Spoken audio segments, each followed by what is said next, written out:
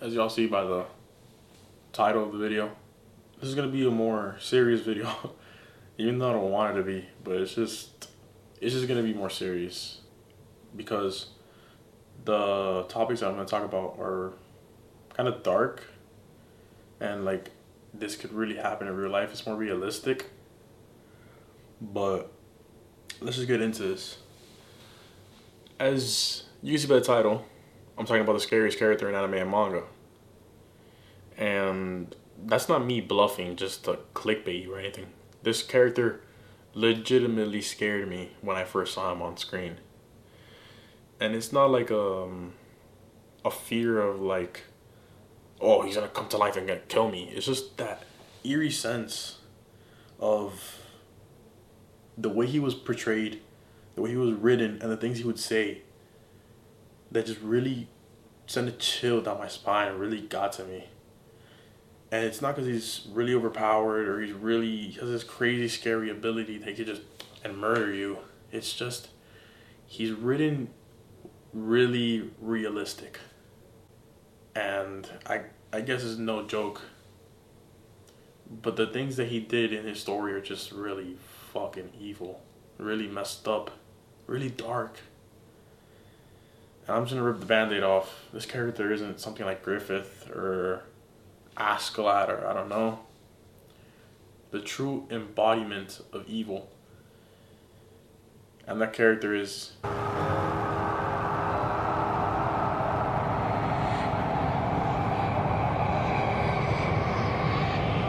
Johann Liebert from Monster. Let me just break it down for you. Personally, I think he has the greatest character introduction of all time. And that's not just me talking out of my ass. I want to shout out real quick the video that Totally Not Mark made, greatest introduction, like how to introduce a character properly.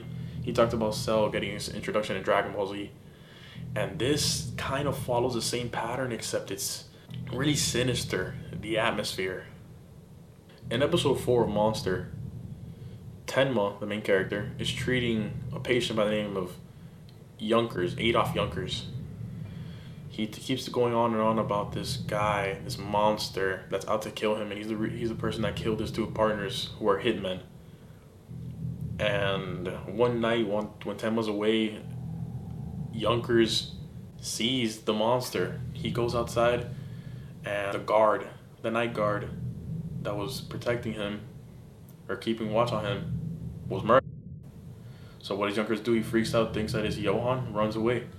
Tenma gets there in time, sees the dead guard, chases after him.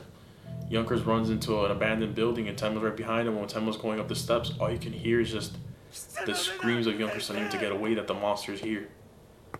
And it's just so terrifying because there's no music. You just hear the screams of this man just telling him to get away. Like, holy shit.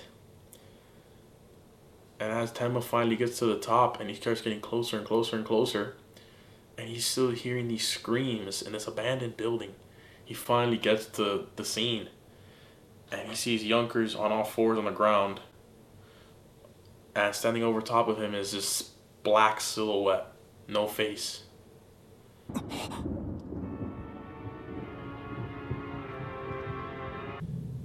And Tenma goes back and forth with him, having this really deep conversation about how Johann shouldn't kill this man because Johann taught Tenma that all beings are created equal.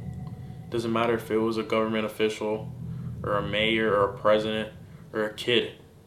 That day that Tenma decided to save Johann, he didn't care about status or money or power or anything. He just decided to save this kid because this kid doesn't have any less of a right to be saved than the guy he was supposed to do surgery on.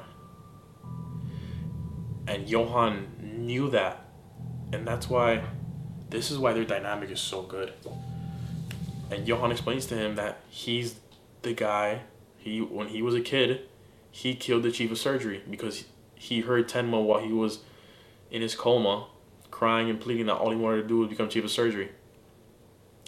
So Johann took it into his own hands returned the favor of saving his life, and he killed the chief of surgery so that Tenma would step up, be the chief of surgery.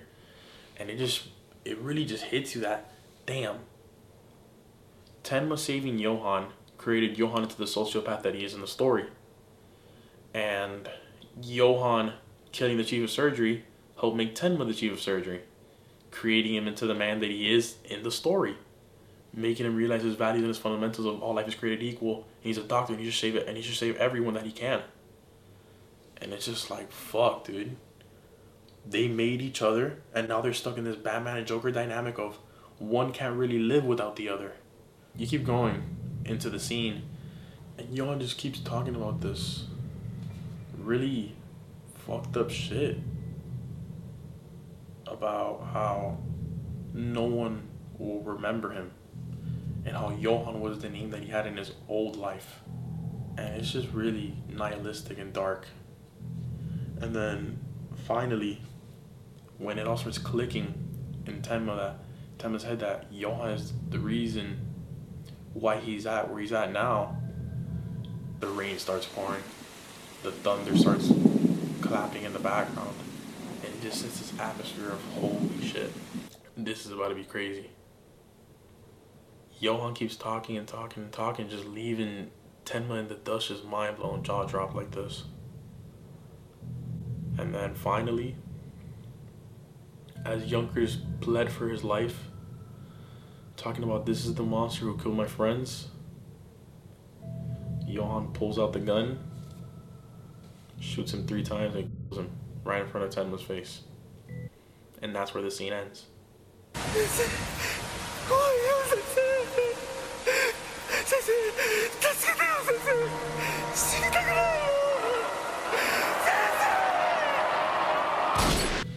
Holy shit, there's so much to unpack there. Now I just gave you all the scene, and I'm telling you it's scary. I'm not explaining why it's scary, and I'm gonna jump into that right now. The reason why this is scary is because he is based off of what we've seen in the past. Serial killers from the 70s and 80s all had this type of mindset. They all had this cold-blooded view of the world. They didn't care about other people. And it just really messes with people. Like, some of these people were born that way, some of them were created. Clearly Johan was created. Even though as a kid he did have sadistic thoughts and he did sadistic things like his parents, he still is even more of a sociopath after the head trauma. Holy shit. Now I'm gonna compare it to the likes of like the most famous American serial killer, Ted Bundy. And you see the similarities. Ted had this alter ego when he was with people, or like with his wife. He had this certain switch where he didn't want to murder them. He didn't care. He was like a happy man. But when he went out to go murder and to go lurk on women, there's this story of his whole demeanor. You could feel the aura coming off of him, that he was ready to kill. She said when he saw him, she literally almost fell out of her chair because she was like, that look. She said that Ted Bundy, about, how everyone says he's so handsome, whatever, she said he would get a look over him when he was preying on a victim, which felt she was being preyed on, that she doesn't even look. He's like, he does not look like that. His face configures and contorts to something that looks so sinister that she literally was like, get me away from him now. And it's dark stuff, the things that he would do to women. And this is portrayed with Johan. Johan is a dark character. He's a scary character. To the point where when I would be walking around at night after I saw that episode, I would like turn around sometimes because I thought that there was someone following me, or that there was, or I would feel something. It was genuinely scary, and I'm not afraid to admit it because that's just how good of a character Johan is. But it truly is terrifying, bro.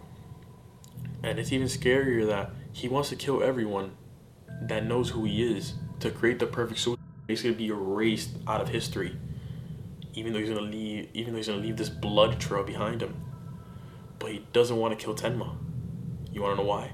He wouldn't become that sociopath without Tenma. You can't bite the hand that feeds you. So what does he do? He spares him. And as the story progresses over and over and over, he wants Tenma to kill him. Look how the story ends. And Ruinheim. Tenma's been going all out, chasing Johan, getting close a couple times. But he's never succeeded on killing him. And multiple times, hey, let's go back to the fundamentals. All life is created equal and no man should take the life of another man. He finally gets down to the point where he has the gun pointed at Johan. And what does he do? Falls back on it. He can't kill Johan. Because he's a doctor. And the way that Johan made him, no man should take the life of another man. It's dark shit to think about that. This sociopath, this serial killer that Tenma created is the same person who also gave him these morals and these fundamentals.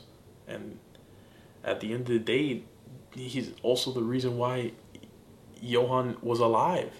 But if Tenma shoots him and kills him, then Tenma also can't be a doctor if that happens. He goes back on everything that he's worked for. He goes back on those principles that he set in himself after he did that surgery that day. And it's just crazy stuff, man. The story is really like at a death grip with Johan in such a way that no other character in fiction has really done. Batman has other villains that run the story without the Joker. No, this story, monster is run by Johan. Johan dictates the story. Everything that he does, everything that happens in the story is all because of Johan. The story starts because of Johan killing his parents, which leads to him getting shot, which leads to the Tenma saving him. And that's where it kicks off. Tenma getting beat up in the library by Roberto, that's all Johan Leibert's doing. The murder of all the people in the story, everyone that dies, everyone at 501 Kinderheim dying, all Johan. Him dressing up like a girl to confuse his mom, all Johan. It's so deep, the character with Johan and his dynamic with Tenma, that you really just can't look at him as a villain. He's just evil. He's just the embodiment of evil. And just the way that he was able to manipulate everyone in the story and be so sadistic while doing it, it really is terrifying. And that's why Johan Leibert is the scariest character in anime and manga. If y'all enjoyed the video, like, comment, subscribe. Eat hard. Wow. Eat hard, train hard. Say your prayers. It's kind of funky that I'm doing this video in October, spooky season. I didn't really plan for it to be that, but you know, it just kind of happened. I really wanted to talk about Johan and just the way that like he impacted me, because I was genuinely scared. Y'all have a good one. It was pretty fun making this video. It's pretty dark. I'm like not making any jokes at all. I'm like serious the whole time.